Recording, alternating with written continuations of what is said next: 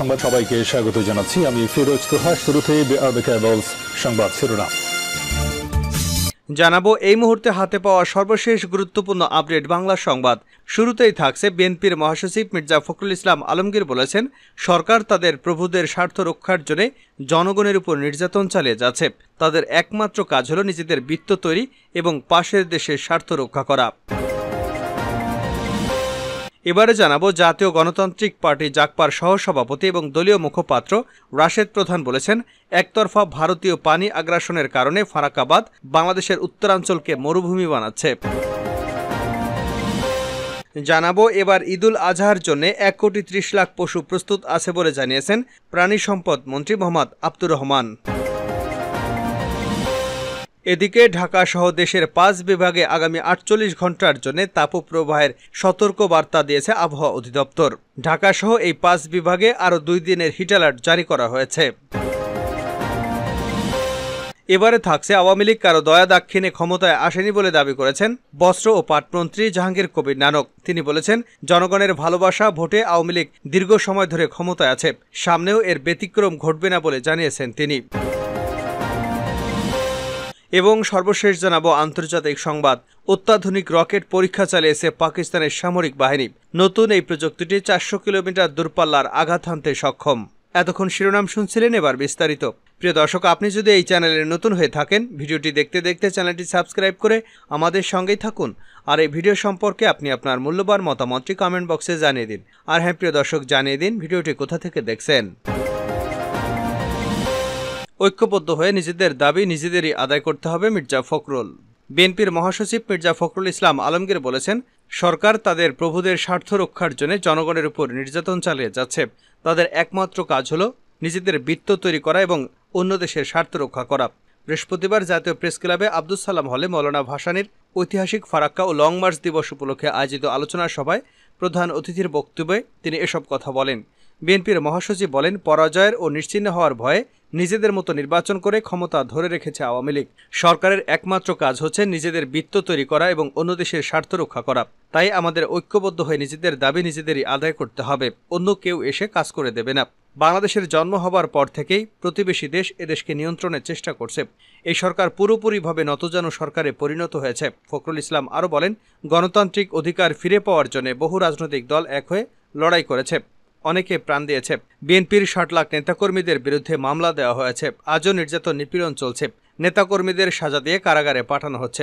আমাদের কোনো বিকল্প নেই, সবাইকে দলমত নির্বিশেষে এক হতে হবে। গণতান্ত্রিক শক্তি ঐক্যবদ্ধ হয়ে লড়াই করলে জয়যুক্ত হব, আমাদের কোনো শক্তি রুখতে পারবে না। একতরফা পানি আগ্রাসন দেশকে মরুভূমি বানাচ্ছে রাশেদ প্রধান। জাতীয় গণতান্ত্রিক পার্টি জাগপা সহসভাপতি ও দলীয় মুখপাত্র রাশেদ প্রধান বলেছেন, একতরফা ভারতীয় পানি আগ্রাসনের কারণে ফারাক্কাবাদ বাংলাদেশের উত্তরাঞ্চলকে মরুভূমি বানাচ্ছে। বৃহস্পতিবার দুপুরে আসাদগেট জিইউপি মিলনায়তনে ঐতিহাসিক ফারাক্কা দিবস উপলক্ষে জাতীয় গণতান্ত্রিক পার্টি জাগপা আয়োজিত ফারাক্কা বাঁধ ভেঙে দাও, ধুকছে স্বদেশ, কাঁদছে কৃষক এবং বাংলাদেশের ভবিষ্যৎ কোন পথে শীর্ষক আলোচনা সভায় প্রধান অতিথির বক্তব্যে তিনি এসব কথা বলেন। রাশেদ প্রধান বলেন, বিশ্বের মানচিত্র ঘিরে বাংলাদেশ ছিল একটি নদীমাতৃক দেশ। উজান ভাটির এদেশের চারিদিকে মুখর ছিল সবুজ শ্যামল এবং প্রাকৃতিক সৌন্দর্য। আজ আফসোস হয়, ভারতীয় পানি আগ্রাসন আমাদের দেশের প্রকৃতির তাজা প্রাণ হত্যার চেষ্টা করেছে। শুধু তাই নয়, দেশের উত্তরাঞ্চলে প্রমত্ত পদ্মা আজ একটি খালে পরিণত হয়েছে। পানির অভাবে কৃষক হারাচ্ছে তাদের উৎপাদিত ফসলি জমি এবং প্রকৃতি হারাচ্ছে তার সৌন্দর্য। পানির অভাবে জলবায়ু পরিবর্তন বাংলাদেশকে মহাবিপর্যয়ের দিকে নিয়ে যাচ্ছে। তিনি স্বাধীনতার স্বপ্নদ্রষ্টা মজলুম জননেতা মৌলানা আব্দুল হামিদ খান ভাসানী এবং জাগপার প্রতিষ্ঠাতা সভাপতি মজলুম জননেতা শফিউল আলম প্রধান এর প্রতি শ্রদ্ধা জানিয়ে বলেন, মৌলানা ভাসানী সেই সময় উপলব্ধি করেছিলেন ফারাক্কাবাদ বাংলাদেশকে মরুভূমিতে পরিণত করবে আর ভারতীয় আগ্রাসন আমাদের তিলে তিলে মারবে। একইভাবে আরেকজন ভারতীয় আধিপত্যবাদ বিরোধী মজলুম জননেতা শফিউল আলম প্রধান উপলব্ধি করেছিলেন ভারতীয় আগ্রাসন আমাদের ভাতে পানিতে গুলিতে মারবে। আজকে ভারত বাংলাদেশের জনগণের উপর জুলুম নিপীড়ন চালাচ্ছে। তিনি বলেন, খুব দ্রুত বাংলাদেশ ভারতের পানি ন্যায্য হিস্যার সমাধান না হলে বাংলাদেশে খাদ্য উৎপাদন কমে যাবে, তাপপ্রবাহ বৃদ্ধি পাবে, অঞ্চল কেন্দ্রিক নাগরিক জীবনে দুর্বিষহ নেমে আসবে, বিভিন্ন রোগাক্রান্ত হবে লাখো লাখো মানুষ ও গবাদি পশু পাখি। এমন পরিস্থিতি মোকাবেলা করার জন্য বাংলাদেশে প্রয়োজন ভারতের বিরুদ্ধে আন্তর্জাতিক মহলে সাহায্য নেওয়া। রাশেদ প্রধান আরও বলেন, বাংলাদেশের গণতন্ত্র, মানবাধিকার ও ভৌগোলিক রাজনৈতিক মতভেদ সম্পূর্ণ ভারত নিয়ন্ত্রিত। যার পেছনে রয়েছে আওয়ামী লীগ সরকারের পাঁচাটা পররাষ্ট্রনীতি। শেখ হাসিনার সরকারের ক্ষমতার প্রয়োজনে নিজ দেশের জনগণের বিরুদ্ধে খারাপ থেকে আরও খারাপ হতে পারে। তিনি আরও বলেন, সম্প্রতি বাংলাদেশ ব্যাংক সহ বিভিন্ন আর্থিক ব্যাংকের লেনদেন এখন সন্দেহজনক। রিজার্ভ ঘাটতি পূরণ করবার জন্য সরকার এখন বিদেশি প্রভুদের পা ধরা শুরু করেছে। তবে কথাবার্তা পরিষ্কার, বিদেশি ঋণ নেওয়ার আগে বাংলাদেশের রিজার্ভের হিসাব জনসমক্ষে প্রকাশ করতে হবে। অন্যথায় বিদেশি ঋণ এবং বিদেশের পাচারকৃত অর্থ আওয়ামী লীগ লুটপাটের অংশ হিসেবে বিচার করা হবে।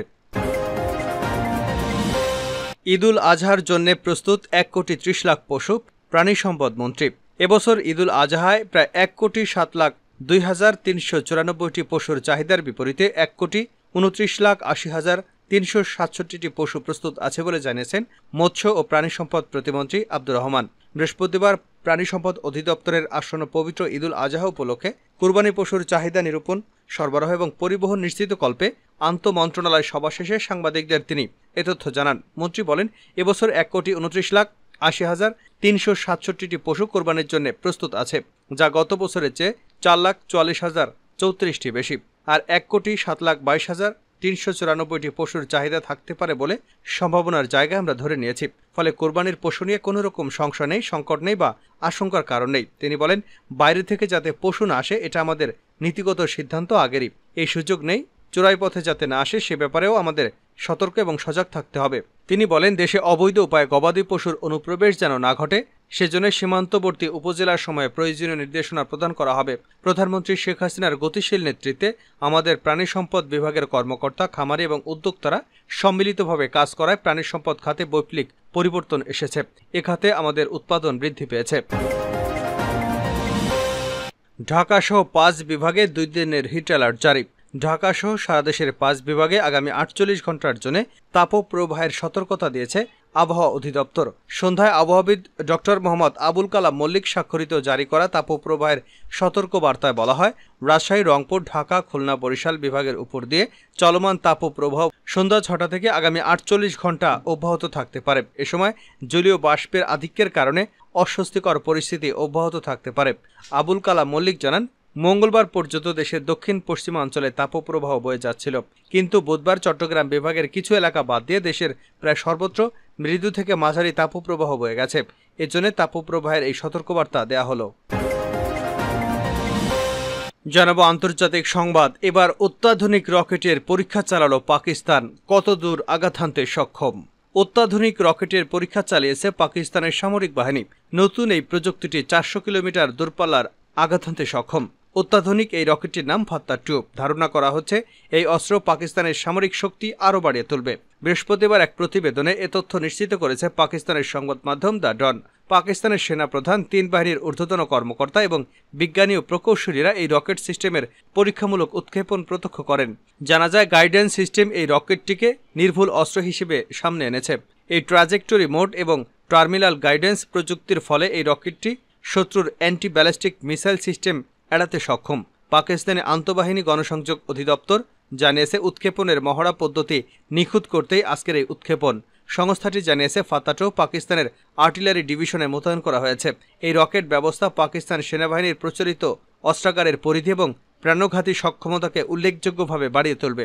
পরীক্ষার পর ফাত্তা-2 রকেটটিকে এখন পাকিস্তানের সেনাবাহিনীর আর্টিলারি ডিভিশনে অন্তর্ভুক্ত করা হয়েছে এবং এটি এখন পাকিস্তানি সেনাবাহিনীতে যুদ্ধে ব্যবহার করতে পারবে।